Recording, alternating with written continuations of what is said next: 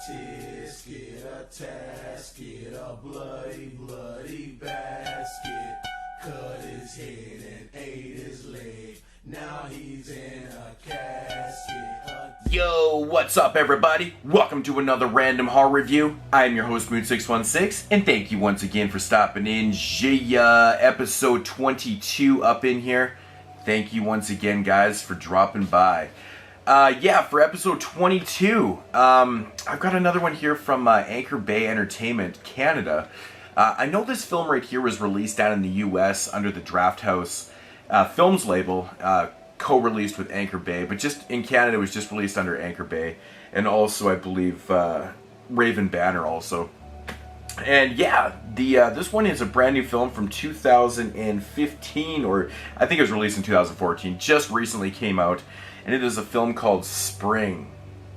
Now, this one right here, I was not too sure on what to expect from it, just reading, kind of the quotes that were even on the DVD case, love is a monster, and stunning, a monster movie disguised as a love story.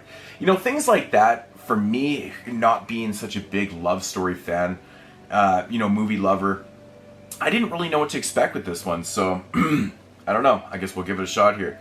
But getting into the synopsis of it, basically it follows your main character, Evan. Evan's your main character in the film. He's basically having a really rough go in life. About a year and a half previously, his father had suddenly passed away from a heart attack. So he actually came home from school about 6 months after his father had passed away because his mother got diagnosed with cancer. And, a short time later, she actually ends up passing away, and now Evan's stuck with, absolutely no family, basically really no career. He's supposed to be a cook, but that's not going as well as, as he planned for. And, he's just really kind of lost in reality. He doesn't really know what to do with his life. One night he's out with his buddy, and they're drinking at the bar and stuff. He ends up getting into a really bad fight, and, you can just tell he's frustrated with life, kind of takes it out on this guy.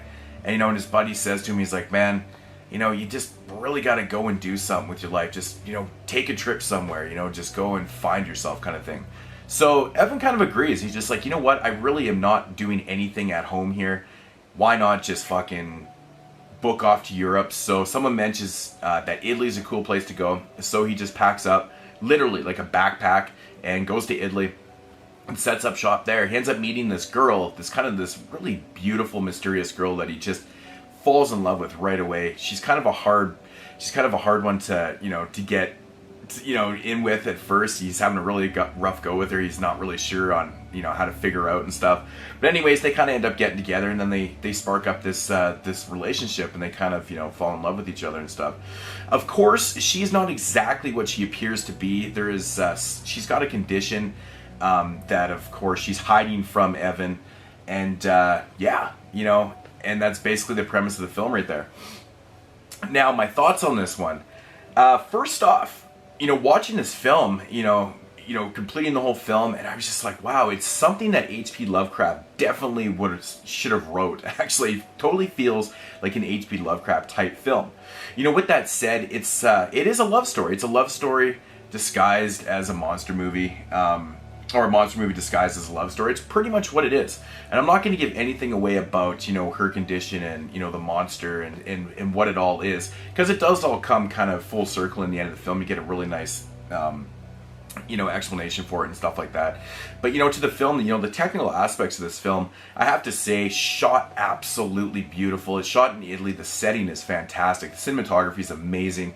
The leads in this film, Evan and Louise, the actors did such an amazing job. Their chemistry was fantastic, but I thought the acting is really what kind of drove this film and kind of kept it together. Their chemistry and just, their whole rapport in the film is just so fantastically well executed. Along with everything, like I said, cinematography, beautiful score, great acting, and the story is so fantastic too. I will say it's very much like a slow burn, but there's enough going on and enough with the characters and the chemistry to kind of move it forward in the film. Sometimes these type of stories, you can kind of fall in and out of. There's going to be more exciting parts than others. I think there's just enough, horror elements and things that are going on in the film to drive it forward. It really isn't that, doesn't really have any, boring or downtime minutes in the film, considering the runtime is like, almost 2 hours. It's 110 minutes, so I was kind of freaking out about that when I first went into it, going, this one might be a little too long for its own good. But honestly, it's so beautiful and there's so many things happening, and it's, with that said, the pacing, like I said, it's a slow burn, but the pacing's actually perfect. There's a lot of character buildup and a lot of tension that's going on in the film that just really does drive it towards the end. And, the third act is, it's a decent payoff. I'm still not 100% sure on how I feel about the exact end of the film. It's not bad or anything. I really need to kind of sit on it a little bit longer, but I thought it was really well executed. The effects in the film, I think, obviously some of the transformations and stuff, which I will use that word. There's definitely a little bit of CG and stuff in there, but it's actually really well done. It doesn't look overly that bad. It's just a really, really bizarre film. Like I said, love story mixed with monsters.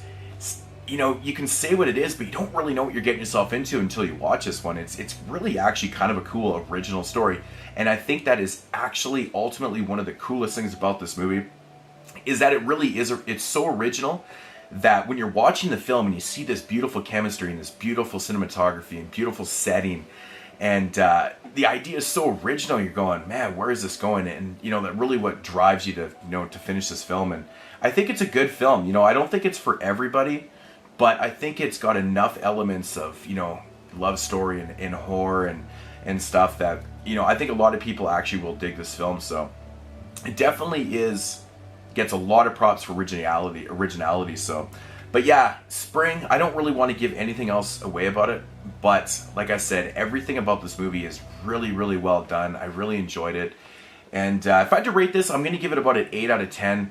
I'm still kind of sitting on the ending a little bit. I think it was kind of cool, but I think it's one of those endings where you just have to kind of judge it for yourself. I can't really tell you anything about the ending, obviously, but Spring, very, very cool flick. It's different, it's original, and that's what I love about these type of films. The industry, the indie industry right now is just thriving and doing such a great job with original ideas. But as soon as this one started playing out, I was like, this feels like an H.P. Lovecraft story. Very cool, but big props to the main actors in this one. Lou Taylor Pucci, I think that's how you pronounce it. He was also in Evil Dead. And the girl's name who played Louise was Nadia Hilker. She's a German actress, and she did a fantastic job in this. Very, very beautiful, well executed, haunting, and yeah. So I'm just rambling on, but I can't say enough good things about the whole presentation of this film. It's really, really well done. Spring, 8 out of 10. Definitely give it a shot. It's a lot more than I was expecting from it. So love story, monster, I don't know, but it worked for me.